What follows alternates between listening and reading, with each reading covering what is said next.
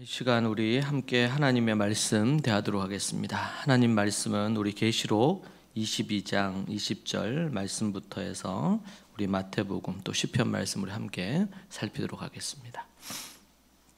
계시록 22장 20절 말씀, 20절과 21절 말씀입니다. 이것들을 증언하시니가 이르시되 내가 진실로 속히 오리라 하시거늘 아멘. 주 예수여 오시옵소서. 주 예수의 은혜가 모든 자들에게 있을지어다. 아멘. 그리고 우리 마태복음 9장 35절에서 38절 말씀 같이 또 보겠습니다. 마태복음 9장 말씀 우리 합독해서 함께 읽도록 그렇게 하겠습니다. 9장 35절부터입니다. 예수께서 모든 도시와 마을에 두루 다니사 그들의 회당에서 가르치시며 천국 복음을 전파하시며 모든 병과 모든 약한 것을 고치시니라. 무리를 보시고 불쌍히 여기시니 기진함이라. 이에 제자들에게 이르시되 추수할 것은 많되 일꾼이 적으니 그러므로 추수하는 주인에게 청하여 추수할 일꾼들을 보내주소서 하라 하시니라. 아멘. 시편 50편 23절도 함께 보겠습니다. 시편 50편 23절입니다. 같이 봅니다. 감사로 제사를 드리는 자가 나를 영화롭게 하나니 그의 행위를 옳게 하는 자에게 내가 하나님의 구원을 보이리라. 아멘. 우리 함께 기도하겠습니다. 하나님 아버지 감사합니다. 주님의 말씀 앞에 우리가 섰습니다. 교만한 마음, 또 높아진 마음, 겸손하게 주님 우리를 이끌어 주시고 또 우리가 하나님 앞에 겸허히 나아가 주의 말씀을 받고 하나님만 의지하는 인생이 되게 주님 도와주옵소서. 주께서 우리에게 오늘도 이 주시는 말씀을 통하여 하나님 앞에 믿음으로 살아가는 또 삶이 되기를 원합니다. 예수님 이름으로 기도합니다. 아멘. 우리가 가을이 되면 여러 가지 떠오르는 것들이 있죠. 가을의 가장 대표적인 것이 단풍일 것입니다. 그래서 가을에 산으로 많이 단풍 보러 많이 가죠. 근데 정말 아름다워요. 보면 울긋불긋한 그 단풍의 모습이 정말 아름답습니다. 또 가을이 되면 독서의 계절이라고 그렇게 말하곤 합니다. 그래서 가을에 이제 정말 따뜻하고 행복한 그런 책 한 권을 읽는 것이 또 유익한 부분이 분명히 될 겁니다. 성경은 우리에게 이 가을에 무엇을 해야 될지 또 가을이 주는 의미가 어떤 것인지 우리에게 말씀해 주시는 것을 볼 수가 있습니다. 그 의미를 우리가 크게 세 가지로 오늘 볼 수가 있는데 우리가 읽었던 말씀을 중심으로 알 수 있습니다. 그 첫 번째 부분들이 이 가을이 우리가 절기 수양에도 있었는데 가을은 재림이 갖는 의미가 있습니다. 가을은 재림의 계절이다. 그렇게 우리가 생각할 수 있습니다.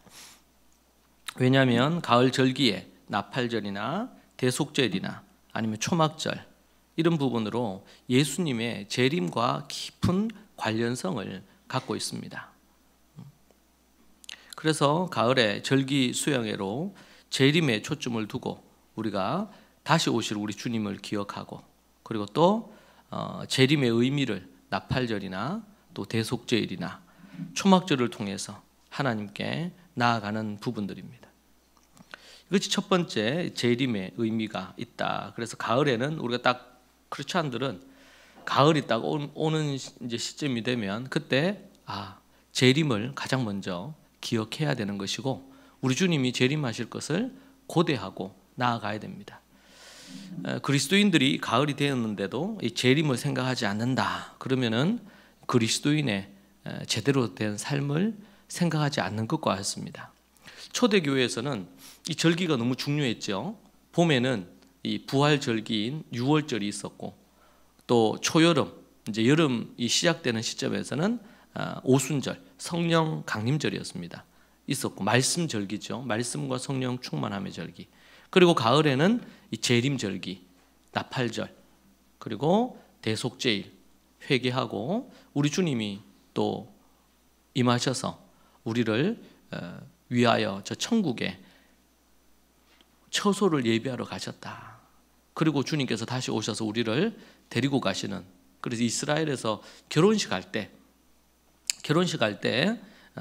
처소를 예비하고 신랑이 와서 신부를 데리고 그 집으로 돌아가는 이런 이스라엘의 결혼절기, 결혼식과 같은 그런 부분과 이걸 빗대어 가지고 우리 주님이 떠나시면서 내가 처소를 예비하면 신혼부부가 함께 지낼 그 방이 준비가 되면 내가 다시 돌아와서 너희를 데리러 가겠다. 그렇게 말씀하셨던 대목이 나옵니다. 그 의미 중에 하나가 이 초막절의 의미를 또 갖고 있습니다. 그래서 우리는 이 가을이 되면 주님과 함께 이 가을에 이 재림을 묵상하면서 재림을 함께 이 가을에 거닐 필요가 있다. 그렇게 생각을 할 수 있겠습니다. 두 번째는 우리가 이 가을이 되면 주님과 함께 감사를 생각할 필요가 있습니다. 가을은 감사의 계절이죠. 우리가 읽었던 시편 50편 말씀에 보면 감사로 제사를 드리는 자가 나를 영화롭게 하나니 그의 행위를 옳게 하는 자에게, 감사로 하나님 앞에 예배하고 제사하고 그리고 그 하나님께 영광을 올려드리면서 그 행위를 올바르게 하는 자에게는 내가 하나님의 구원을 이루어지도록 하겠다. 여기서 이 구원은 우리를 영혼을 구원하는 것을 포함해서 우리의 삶의 그 구속과 또 삶에 우리가 갖고 있는 어떤 부담감, 역경, 어려움 이런 것에서도 우리를 건져내신다. 뭐가? 감사의 제사가. 그리고 또 하나님께 영광을 돌리면서 행위를 옳게 하는 자가 그렇게 한다. 그래서 여러분 하나님 앞에 구원을 얻기를 원하고 삶에서 위기에서 아니면 어떤 어려움에서 우리를 건짐받기를 원하고 하나님의 복을 누리려면 하나가 뭐예요? 감사로 제사를 드려야 되고 그 또 하나는 하나님을 영화롭게 하나님께 영광을 먹든지 마시든지 하나님께서 기뻐하실 게 뭔가, 하나님이 영광 받으실 만한 게 뭔가, 이 부분에 대해서 생각하고 세 번째는 행위를 옳게 하는 것. 올바른 생각, 올바른 행위로 하나님 앞에 나아가는 것입니다. 그렇게 할 때 그 사람의 인생이 구원을 얻고 형통함을 받을 수가 있어요. 너무나 단순하면서도 선명하고 분명한 거죠. 감사의 제사 드리고 하나님을 영화롭게 하고 그리고 그 행위를 옳게 하려고 하나님 앞에 절제하고 애쓰고, 하나님은 그런 사람을 반드시 기억하시고 복의 복을 더해 주십니다. 아멘입니까? 이것이 하나님께서 우리에게 복 주시는 비결을 얘기하시는데 그것이 뭐와 관련되어 있어요? 감사와 관련되어 있다. 여러분 사람이 감사를 잃어버리면 그 감사에 있어야 될 그 자리에 원망도 생기고 불평도 생기고 쓴마음도 생기고 마음이 불안해지고 두렵고 막 이렇게 되거든요. 그러면은 이 심리적인 정신적인 어려움도 오고 육체적인 또 질병도 오고 삶의 행복이 자꾸 사라지는 거예요.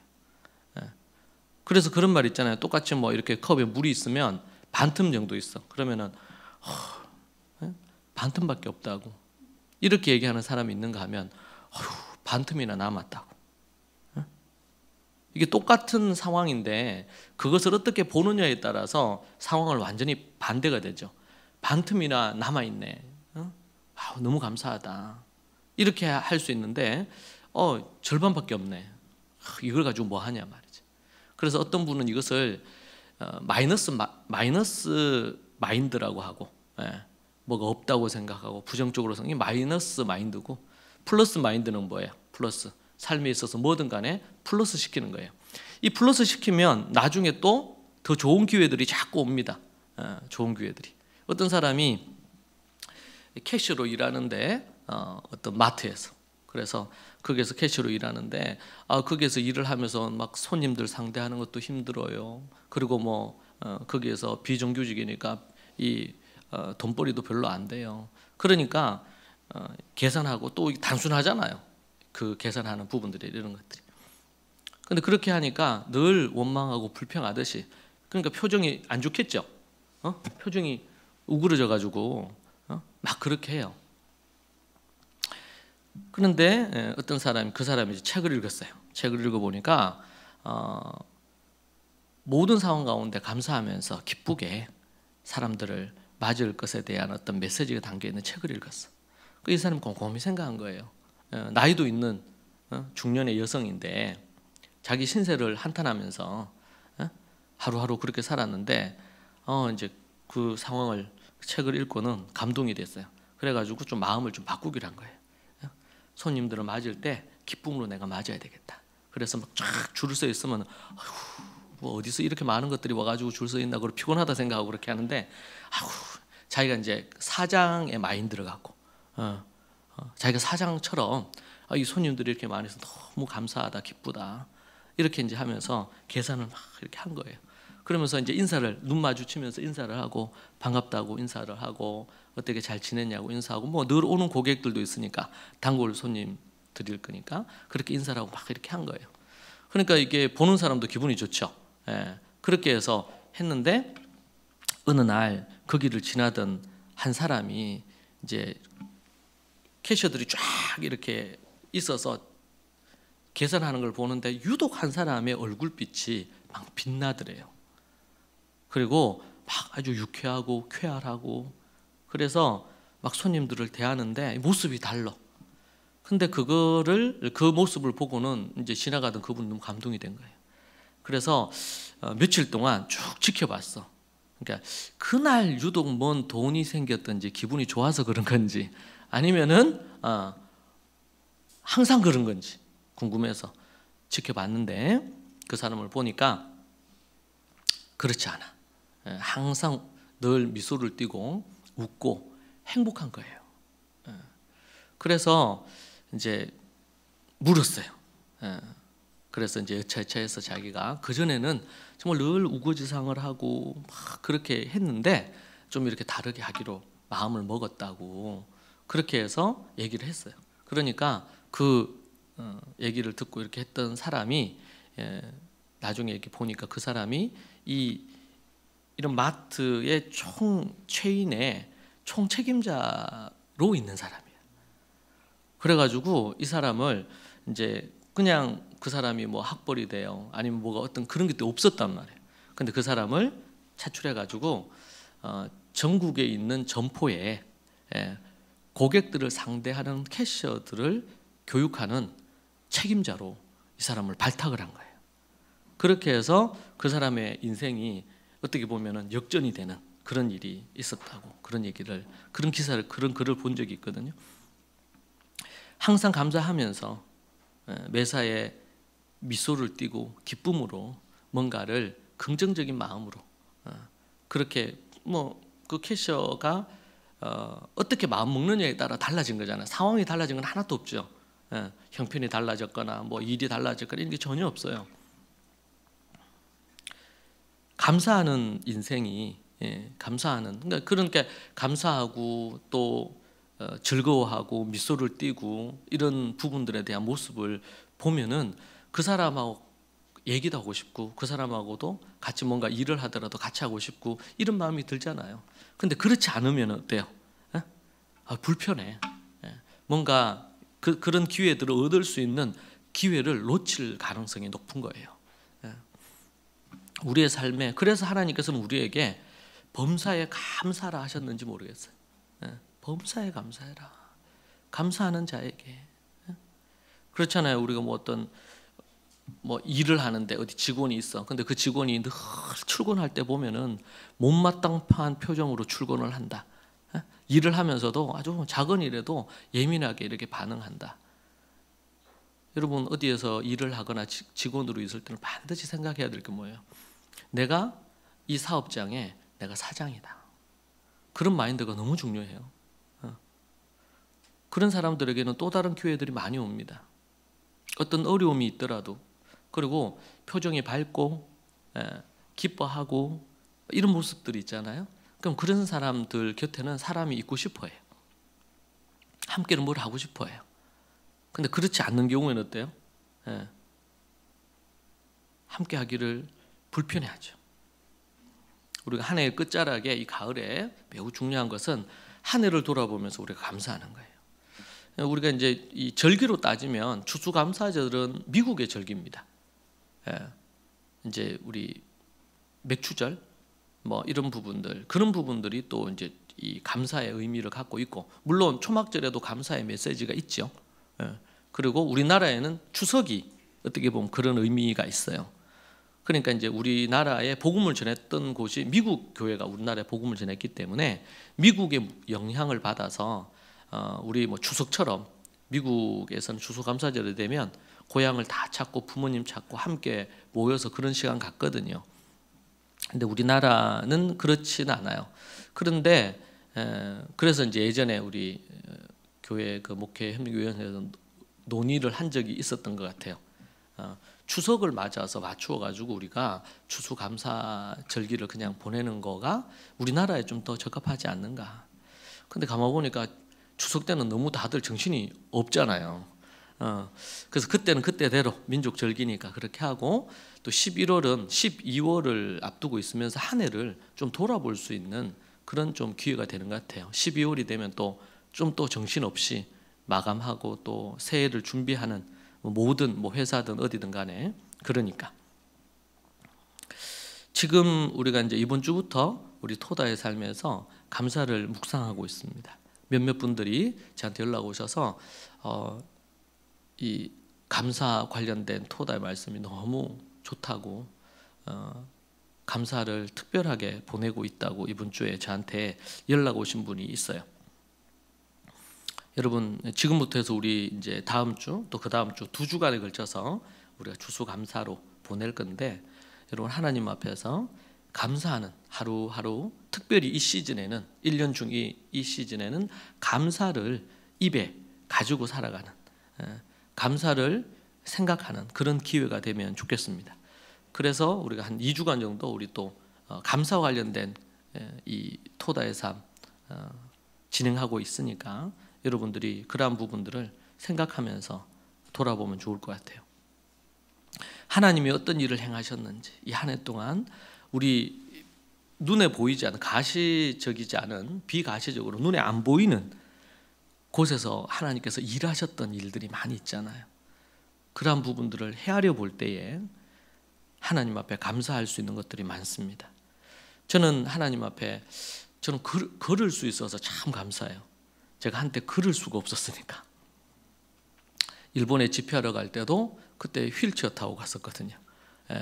뭐 몇 발짝만 걸으면 통증이 너무 심해서 걸을 수가 없었어요. 근데 그 전까지만 해도 걸을 수 있는 것은 너무 당연한 거였어요. 뭐 사람이 뭐 걷는 것이 당연한 거지 이렇게 생각했는데, 걸을 수 없는 것을 경험하고 나니까 걷는 것이 이렇게 행복한 것인지 몰라. 다른 어떤 뭔가를 이루어서 감사할 거리보다 우리가 갖고 있는 존재 자체로 감사할 것들이 참 많아요.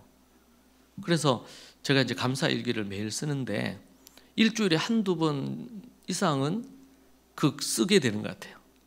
오늘도 주님 내가 걸을 수 있어서 참 감사합니다. 왜냐하면 걸을 수 없었을 때가 있으니까. 그래서 제가 최근 들어서 이제 더 감사할 것들이 많아지는 게, 예전에 저희 어머님이 뭐 이렇게 저렇게 지나가면서 하신 말씀이 이해가 잘 안 됐던 게 많아요. 저는 그런 나이대를 지나지 않았으니까 몰랐죠. 근데 저도 이제 나이가 들고 이렇게 하면서 그때 그 말씀이 무슨 말씀인지 알겠어. 그때는 막 어머니 그런 얘기하고 그러면 좀 불편했어요. 그런데 저도 이제 시간이 지나면서 그 마음을 알겠는 거예요. 그래서 한편으로는 어머니께 죄송하고, 또 한편으로는 그렇지, 감사하게 되는 부분들이 있어요. 누군가는 당연시 여기는 그것이 누군가에게는 그것을 얻으려면 정말 많은 노력을 해야 되는 그런 부분들이 있잖아요. 때로는 우리가 몸이 아픈 부분이 있다 그러면은 첫 번째는 하나님의 기적을 경험할 수 있는 기회가 되고, 두 번째는 우리 위기가 왔을 때 뭐 건강뿐만 아니라 또 하나는 하나님을 더 찾게 되죠. 더 민감하게 하나님을 의지하게 되는 기회가 됩니다. 예.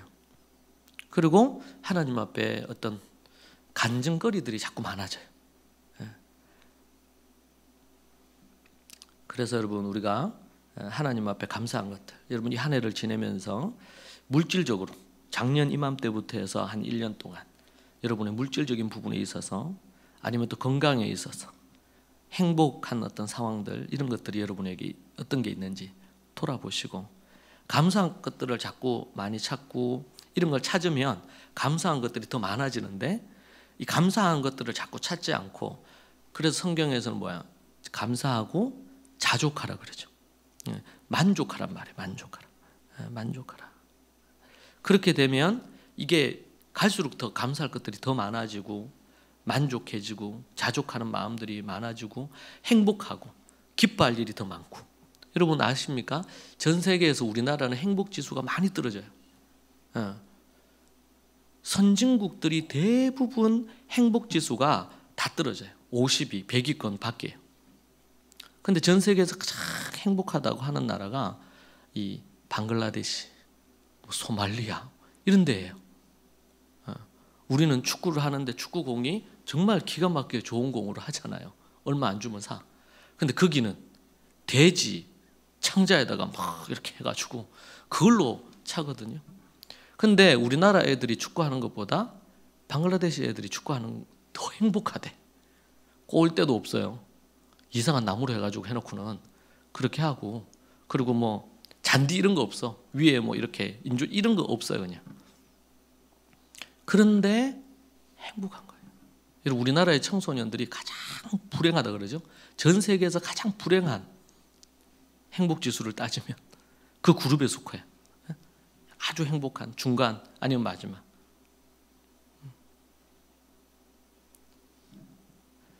우리가 예전에 저는 제가 뭐 결혼하고 이렇게 그게 되기 전까지만 해도 집 안에 따뜻한 물이 나오는 적이 없었어요. 많은 분들 그런 경험 하셔서 그런데 아파트가 이제 그게 되면서 그런 게 됐지만 저는 이제 결혼한 이후에 이제 그렇게 했었고, 그 전까지만 해도 집 안에서 따뜻한 물 뭐 이런 것들이 나온다는 걸 상상을 못했습니다. 물을 끓여가지고 끓인 물을 한겨울에도 밖에 이렇게 해서 뜨거운 물 넣고 약간 찬물 넣어가지고 미지근하게 해서 머리도 감고 바깥에서, 지금은 뭐 집에서 틀면은 따뜻한 물 나고 샤워하잖아요. 근데 이제 그렇게 자란 세대들이 그렇지 못한 세대보다 훨씬 더 감사가 적어요. 왜냐하면 그게 당연하다 생각이 돼요. 여러분 어떤 것은 당연하지 않습니다. 당연하다고 여기는 순간 감사는 도망가 버려요. 감사를 잃어버리게 돼요. 근데 그것이 얼마나 감사한 건지.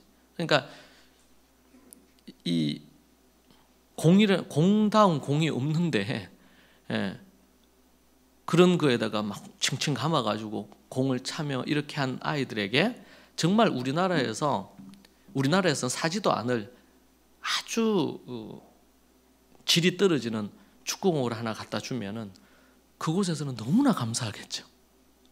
근데 우리나라에서는 아이고 이게 뭐 공이 별로 안 좋다 이런 얘기하면서 할 거예요 분명히.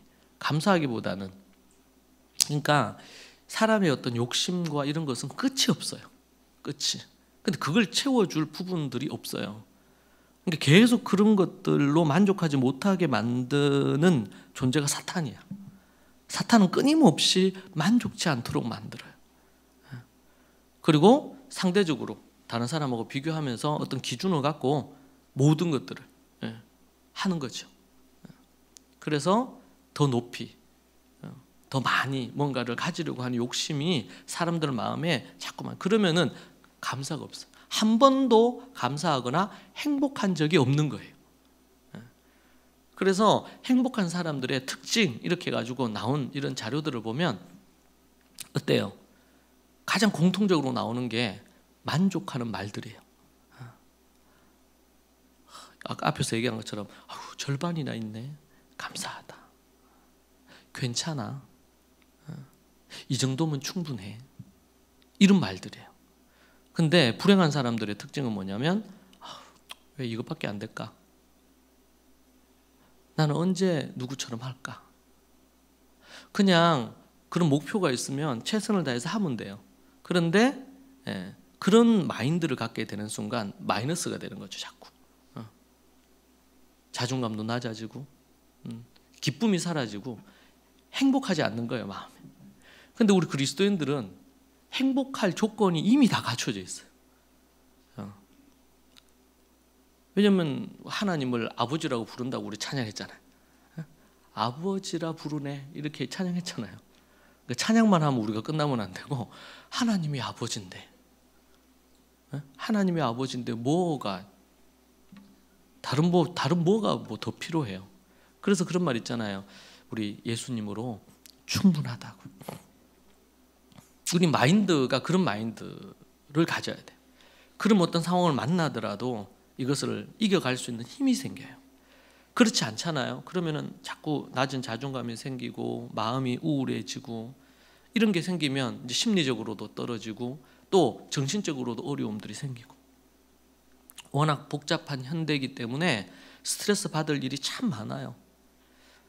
그런데 이걸 어떻게 우리가 그럼에도 불구하고 우리가 행복하게 인생을 살 수 있을 건가 생각할 때 그때 우리가 가져야 될 부분이 우리가 하나님을 아버지라고 모시고 주님이 우리를 위해 십자가에 달리시고 생명 주시고 이렇게 하셨는데 우리가 자족하고 만족하는 마음을 가질 수밖에 없는 존재죠. 우리 존재 자체가.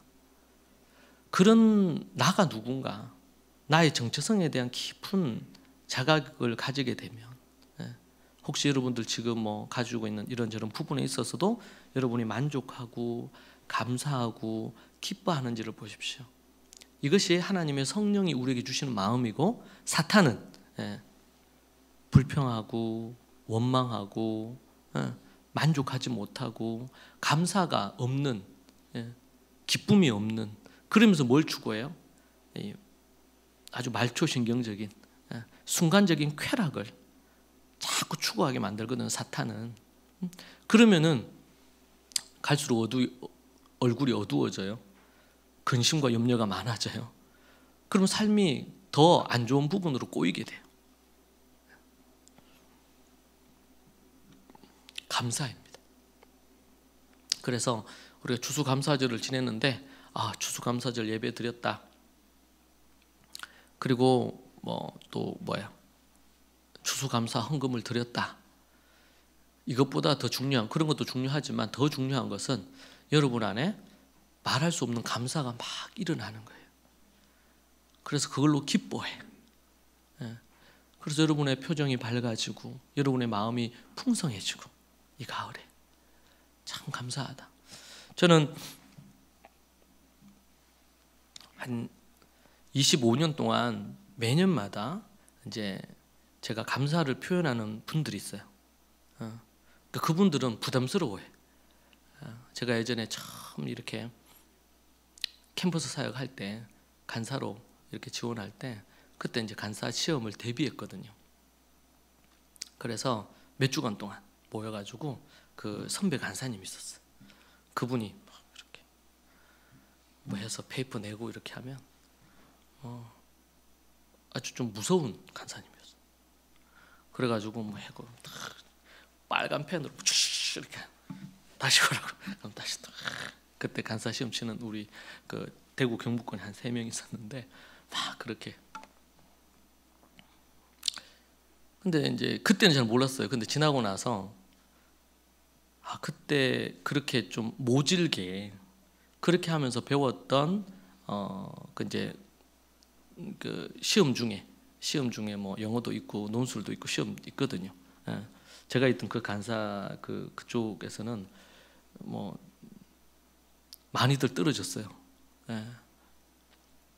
그래서 그걸 하는데 이제 시험을 치는데 근데 지나고 나서 보니까 그때 짧지만 막 이렇게 매일 좀 구박받으면서 그렇게 했던 게 나중에 저한테 큰 유익이 됐다는 걸 깨달았어요.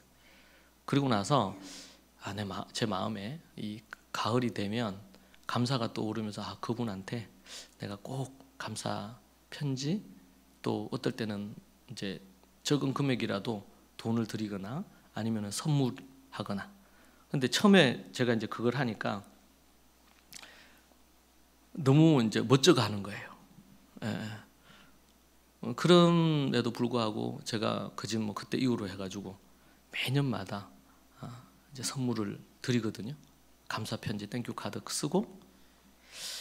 근데 그걸 제가 이제 그분은 당연히 자기가 이제 선배로서 간사 지도할 책임자로 있었기 때문에 그냥 한 거고, 뭐 특별한 어떤 그런 부분, 그때 기억도 없어 이분은. 저는 이제 기억이 있지만. 근데 감사를 하면서 그분보다 제가 더 행복한 것 같아요. 그때 그분이 그렇게 얘기해 줬지. 그리고 만약 그분이 그런 지도를 안 했다면 제가 그 이후에 간사로 신학을 한 것도 아니고 그냥 평신도 간사인데 뭔가 성경을 연구하거나 아니면 글을 쓰는데 그렇게 잘 못했겠구나, 그런 생각도 들었고, 그런 부분들이 있죠. 그러니까 지금도 보면 아주 오랫동안 그 어떤 관계를 맺어가고 그런 부분이 있어요. 물론 뭐 거의 한 30년 넘게 알고 지내기 때문에 어려울 때도 있었고 서로 의견이 다를 때도 있었습니다. 그런데 지금도 보면은 생각하면 든든한 선배고, 그리고 또 언제라도 예전에 함께 했던 그게 있으니까 10년 동안 하면서 함께 했던 게 있으니까 언제라도 1년에 뭐 서로 바빠서 못 보더라도 언제라도 그냥 탁 하면은 어제 함께 뭔가를 막 했던 사람처럼 그런 느낌이 있어요. 그런 뭐 선배든 아니면 또 우리 제가 신대원 다닐 때 교수님이든 우리 또 함께 했던 여러, 그러니까 그런 분들이 한 그런 멘토라고 할 수 있겠죠. 목사가 되고 이런 사역을 계속 하다 보니까 저 위에 누군가를 둔다는 것이 이제는 시간이 나이가 들면 들수록 그런 분들을 두는 게 쉽지가 않더라고요. 잘 없고 또. 그런데 이제 그런 게 필요하단 말이에요. 근데 그런 분들이 여러분들 있어요. 저는 이제 제가 갖는 신념 중에 하나는 어떤 관계든 한번 어떤 관계를 맺으면 하나님이 이거를 끊어내시지 않는 이상, 아니면 상대가 그것을 끊지 않는 이상 나는 그냥 평생 함께 간다, 그런 생각을 갖고 있거든요. 왜냐하면 뭐 작은 거든 크든 간에 도움받은 것이 반드시 있으니까. 그런 부분에서 그런 마음을 가지려고 애를 써요. 그렇게 해서 보면은 때로는 뭐 어떤 이런저런 부분으로 함께 뭔가를 하기 어려운 그런 상황들이 됐더라도 이제 연락을 한다든지 뭐 편지를 한다든지 선물을 한다든지 그런 부분들을 하려고 애를 씁니다.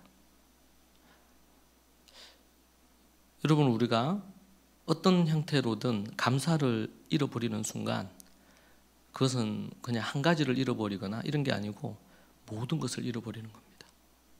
여러분, 우리나라에서 한 해에 제주도에서 부모님을 버리는 경우가 정말 많다고 하죠.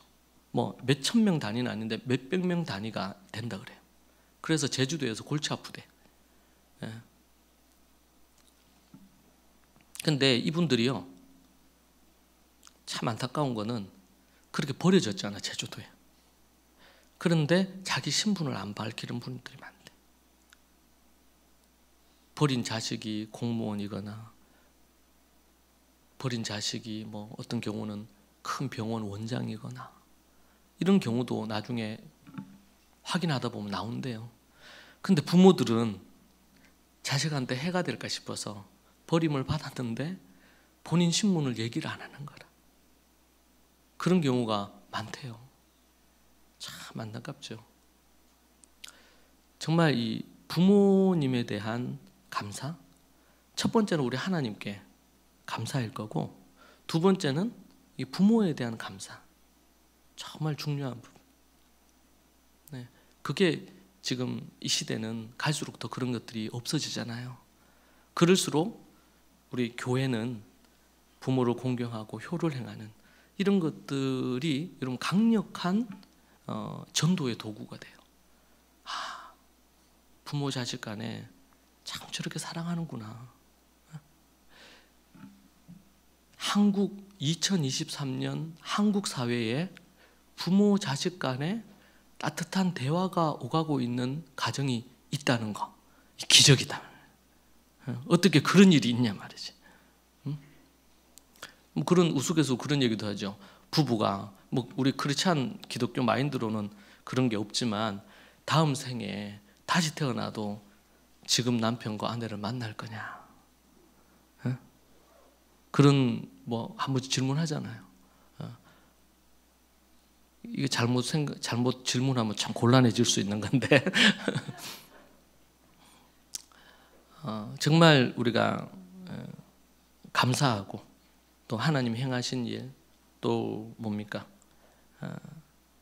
부모님이 또 이스라엘에서는 우리 성경적으로 보면 하나님의 말씀과 복음을 하나님의 말씀을 가르쳐주는 스승 목사님이나 아니면 선생님이나 이분들에 대한 어떤 감사, 존경, 공경 너무나 중요해요. 우리나라 같은 경우에는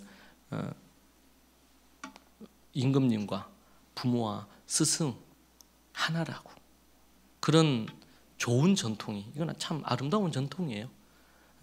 그런데 그런 것들이 시대가 지나고 이렇게 너무 많이 퇴색됐죠. 요즘 뭐 선생님들이 자살하고 이런 일들이 참 안타까운 일이에요. 시대가. 우리가 감사를 여러분들이 토달을 하면서 하나님께서 행하신 일을 헤아려 보시는 시간을 가지십시오. 그리고 구체적으로 그 감사를 표현해야 됩니다. 마음에만 감사를 제가 또 경상도 남자잖아요. 경상도 남자는 말을 잘 하는데 그걸 말을 해야 하나. 근데 말을 안 하면 몰라요. 말로 표현을 해야 돼요. 감사를 구체적으로 표현하고 또 형편 따라 작은 하나님께도 우리가 예물을 드리지만 감사를 표현할 수 있는 그런 어떤 작은 선물이라도 하는 것들이 참 중요해요. 감사에 합당한 또 삶을 살아가는 거. 한번 따라 하시죠. 평생 감사, 항상 감사, 범사에 감사, 그럼에도 불구하고 감사. 한 번 더. 그럼에도 불구하고 감사. 그렇게 해주셨기 때문에 그래서 감사. 이것도 필요합니다. 그런데 그럼에도 불구하고 감사. 내가 계획했는 거 망해도 그럼에도 불구하고 감사. 왜? 하나님께서 더 좋은 걸 주실 줄로 내가 믿기에. 하나님이 인도하시고 내가 하나님께 붙어 있으면 최종 끝을 하나님이 가장 끝을 베스트하게 만드실 줄로 아니까. 요셉이 노예로 팔리고 죽을 뻔하고 노예로 팔리고 그리고 누명 뒤집어서서 감옥에 들어가고 이렇게 하면은 그래서 감사할 수 없어요. 그렇잖아요. 노예가 됐고 억울한 누명을 뒤집어 쓰고 얼마나 화병이 안 생겼겠어요. 감옥에 있으면서 자기가 하지도 안 하고 도리어 자기는 그렇게 안 하려고 했는데 자기를 믿어줬던 그 주인에게 오해받는 거잖아요. 이게 얼마나 억울한지 몰라요. 그런데 감옥에서 하나님을 의지하면서 이 억울함을 풀어주실 때가 있을 걸로 생각하고 그럼에도 불구하고 감사한 거죠. 그럼 우리가 이 가을에 그럼에도 불구하고 감사하는 거 합시다. 그 전에 그래서 감사부터 먼저 찾아야 될지 모르겠어요. 가을은 감사합니다. 여러분들 범사에 감사하고 이거는 감사 뭐 해도 되고 안 해도 되는 게 아니라 하나님의 뜻이라고 얘기하죠. 반드시 해야 될 부분입니다. 그래서 여러분 매년 지날 때마다 뭐 하루하루가 다르면 좋지만 매해를 지날 때마다 감사의 질이 자꾸 높아져. 감사가 더 깊어지고 넓어지고 이런 부분들이 여러분들이 되면 좋겠어요. 마지막 세 번째로는요. 가을은 추수입니다. 추수. 가을은 추수의 계절입니다. 예수님께서 추수의 계절에 이렇게 말씀하셨어요. 누가복음 10장에도 그 후에 주께서 따로 70인을 세우사 친히 가시려고 각 동네와 각 지역으로 둘씩 앞서 보내시며 이르시되 추수할 것은 많되 일꾼이 적으니 그러므로 추수하는 주인에게 청하여 추수할 일꾼을 보내주소서 하라.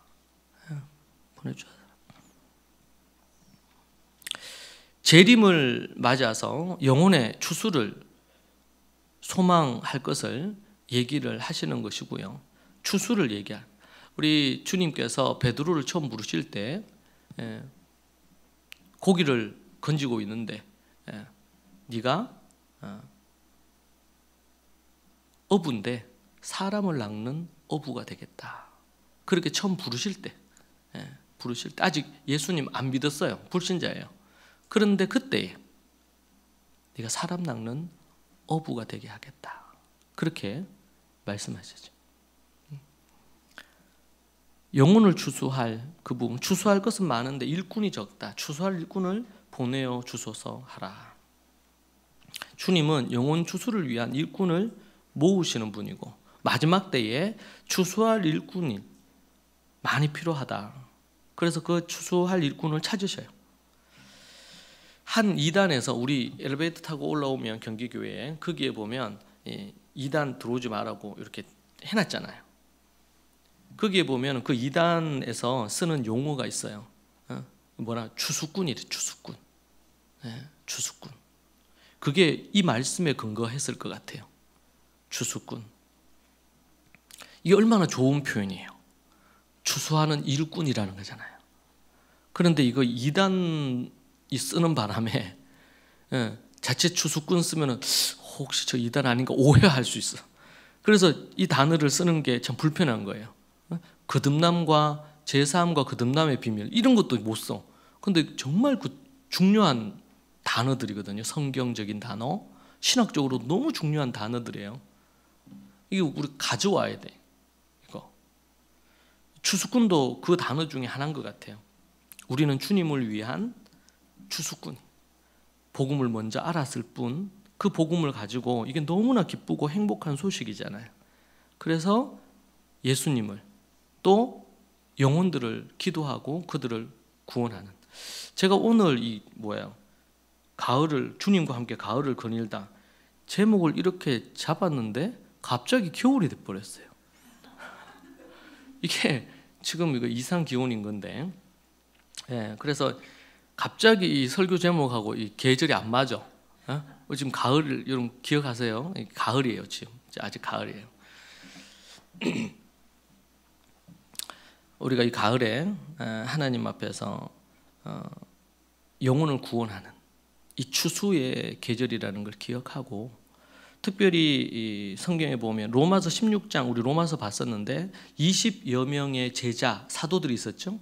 그 중에서 8명이 여성이었습니다. 여성들. 예수님에게 12사도가 있었지만 그 외에 예수님을 쫓던 사도들과 제자들이, 여성들이 그 당시에도 많았어요. 근데 그들에 의해서 예루살렘과 이스라엘뿐만 아니라 온 세상에 복음이 전해졌습니다. 옛날에 우리나라에도 권서인이라고 있었어요.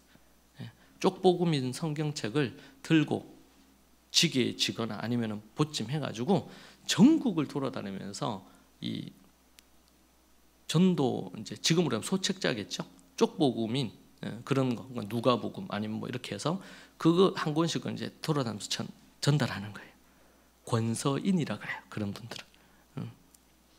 근데 그런 분들은 어떻게 해요? 기본적인 먹을 것 그거 하는 거 외에는 다 다니면서 복음이 적혀 있는 이런 성경을 그걸 구해가지고 쫙 돌리는 일을 한 거죠. 우리 초대교회 역사를 보면 사도들 외에도 비공식적인 소위 말해서 선교사들이 참 많았습니다. 지금 이 시대로 얘기하면 평신도 선교사들이에요. 그런 이들, 그러니까 브리스길라 아굴라도 그랬죠. 그들은 바울 만나기 전에 이미 돌아다니면서 복음을 전하는 평신도 선교사들이었습니다. 사도 바울을 만나면서 함께 이제 팀을 이루어 가지고 사역을 하게 되었습니다. 우리는 영혼을 구원하기 위해서 먼저 기도하고 그리고 그 영혼들에게 그리스도의 향기를 우리의 인격과 우리의 삶으로 드러내면서 또 기회가 될 때마다 예수 그리스도의 복음을 또 전하고 나누고 그렇게 하는 것들이 우리에게 정말 필요합니다. 우리에게 갖는 그 복음에 우리가 얻은 이 복음을 우리 안에 고여있게 만들면 이것은 썩게 되어 있습니다. 계속 흘러가야 되고 나누어져야 됩니다. 그래서 여러분들이 여러분이 믿고 있는 바, 여러분이 알고 있는 우리 이 복음을 만나는 이들마다 기쁨으로 전하고 또 예수님으로 인해서 우리가 누리는 기쁨과 즐거움을 간증하고 나누는 것이 정말 필요합니다. 이제 예전처럼 우리나라에 복음이 처음 들어오고 또 부흥의 때가 있고 이렇게 할 때 사람들이 교회를 많이 안 다녀보고 이렇게 할 때 그때는 지금 남미 아프리카처럼 그냥 깃발 꽂으면 많은 이들이 모일 때가 있었습니다. 근데 지금 한국은 그런 상황은 아니에요. 그럼에도 불구하고 우리가 관계를 통해서 복음을 전한다든지 또 기회가 될 때마다 전하는 부분들이 예전과는 다를 수 있을지 몰라도 우리 안에 복음으로 인해서 내 안에 어떤 변화가 있었나, 그것이 여러분이 복음을 전하는 간증의 하나의 근거가 될 수가 있습니다. 그러면서 그들에게 나누고, 우리가 영혼을 구원하는 것은 우리에게 책임이 있지 않습니다. 씨를 뿌리고 전하는 것은 우리의 책임이 있지만 그 영혼을 거두어 들이시는 이는 우리 하나님이시죠. 그래서 우리는 담대하게 전하고 또 알리고 나누고 이렇게 하는 그런 부분들이 우리에게 필요합니다. 이에 제자들에게 이르시되 추수할 것은 많되 일꾼이 적으니 그러므로 추수하는 주인에게 청하여 추수할 일꾼을 보내어 주소서 하라. 그렇게 말씀하고 있습니다. 여러분, 이 가을에 우리가 하나님 앞에서 세 가지 기억하면 좋겠어요. 재림, 두 번째는 감사, 세 번째는 추수. 그것이 꼭 가을뿐만 아니라 우리 평생에 늘 삶이 되어야 되겠지만 가을이 되면 반드시 기억해야 될 세 가지인 줄로 믿습니다. 이 세 가지로 여러분들이 또 풍성한 그런 우리 이 시즌을 보냈으면 좋겠습니다. 기도하십시다. 하나님, 감사합니다. 쓸모없는 것들, 죄된 것들, 지옥에 떨어져 더 이상 소망이 없는 인생들을 주님, 우리를 불쌍히 여기셔서 독생자 아들 예수님 보내어 주시고 그 예수님이 우리를 대신해 모든 피를 물을 흘리시고 그리고 무덤에 머무셔서 그 고난과 고초를 다 겪으시고 그것이 다 우리의 죄 때문인 것을 믿습니다. 하나님 아버지의 그 큰 사랑이 우리를 건져주셨는데 마지막 때에 이 가을에 재림을 기억하고 항상 범사에 감사하며 그리고 잃어버린 영혼을 향한 그 간절한 마음으로 기도하고 그들을 추수하고자 하는 부분으로 우리 안에 구령의 열정을 갖고 살고자 다짐합니다. 주님, 우리 믿음의 모든 식구들을 붙드시고 인도하옵소서. 주께서 도우시기를 간절히 원합니다. 예수님 이름으로 기도합니다. 아멘.